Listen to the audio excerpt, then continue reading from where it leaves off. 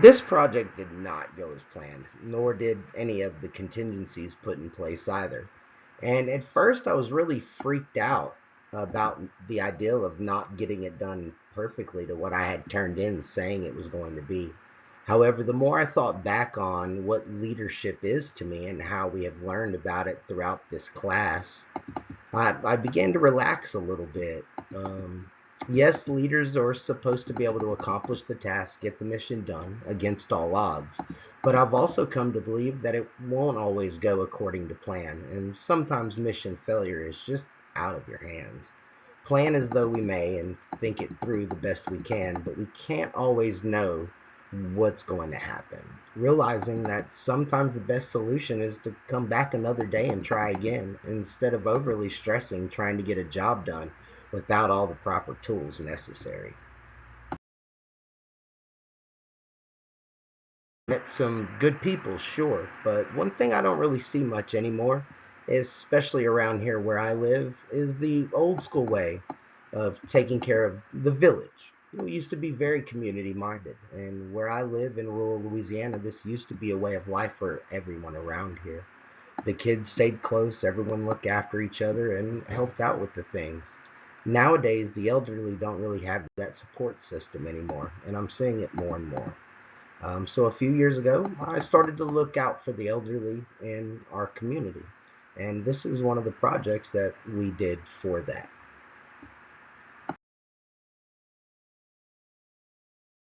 Arrive, introductions, pray, divide up tasks, get to work. Should have been relatively uneventful. There wasn't many contingencies we thought we really needed for this. I mean, we had extra tools, two chainsaws, one big tree, and a couple other small little things. It should have been easy. This may be a small project for some, but for Miss Linda, this is a huge thing. These are major hindrances in her way of having an easier time doing a few things with her rabbits and other things, around her homestead. And those two big trees pose a threat should a strong storm come through. It'd fall right on this little shed and part of her rabbit cages. And with her being a widow and her children not living close by, she just doesn't have the ways or means to do it herself. This is why a community mindset is so important. Project took place at Miss Linda's home just down the road from my house on April 4th, just a few days ago.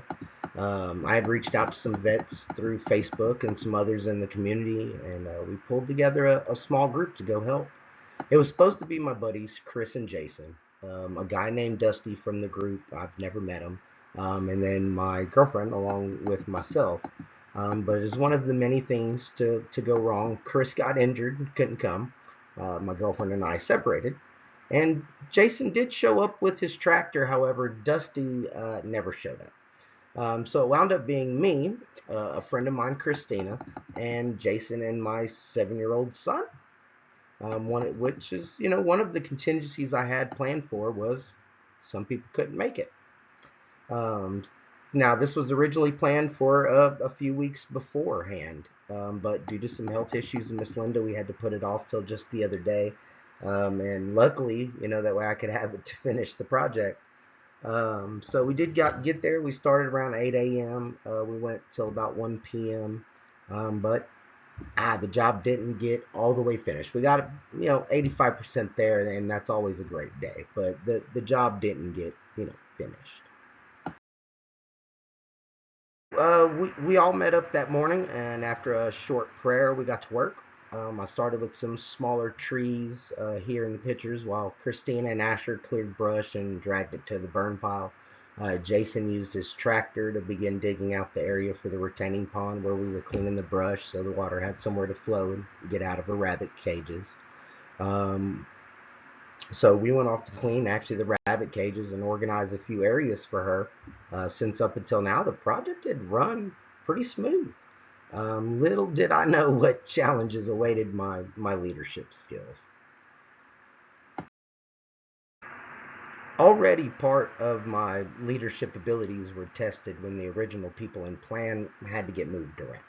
I was able to pull together a second team and get the job started, but up until this point, the job was, relatively smooth in nature. But then we broke a shovel and another. In fact, all three. Digging a drainage trench, trying to provide her rabbit cage drainage. And as I started on the big tree, one chainsaw broke, the pull cord snapped. No problem, second chainsaw out. Contingencies. It found the remnants of an old clothesline, and the blade dulled instantly. I continued to use it, but it wasn't effective and wound up almost burning it up. With no axe, no saw, and no other chainsaws close by to borrow, we were kind of forced to leave it for another day. I tell you, all the strengths they identified me with were all put to the test during this project. That deliberate, commanding nature was able to pull this together and get it almost all the way done.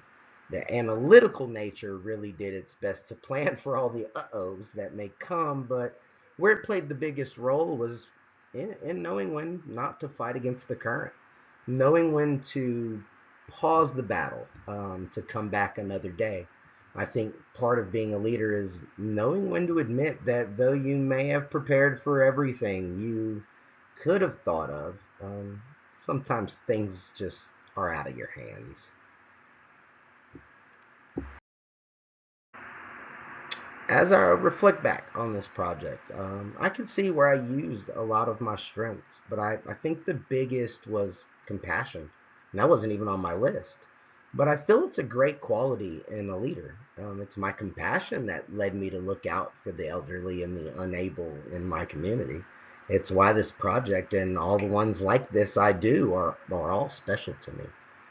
These are people who don't have a village around them, don't have anyone to rely on, and that can lead to hopelessness.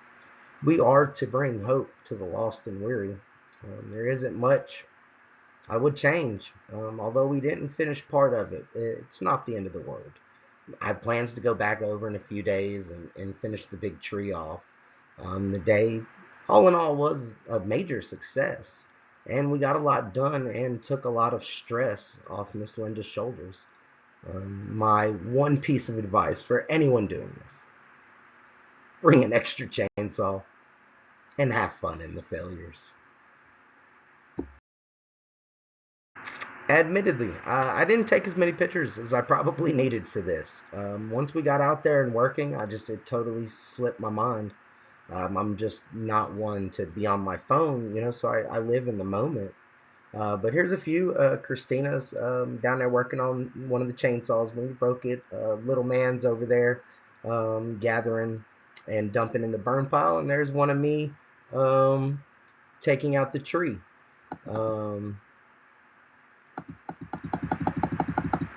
now, Miss Linda didn't want her picture taken, but offered this. This is not the first time Jacob has come and helped me with things. He always does a great job, and I know he will be back to finish up. He isn't one to give up. I've known Jacob a long time since he was a kid, and I've watched him grow and overcome some tough situations. I'm just happy he learned to use his stubbornness finally. And she's right.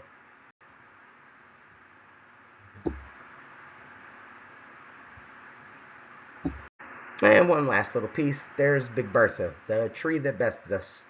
I will be back to finish it. She will come down soon.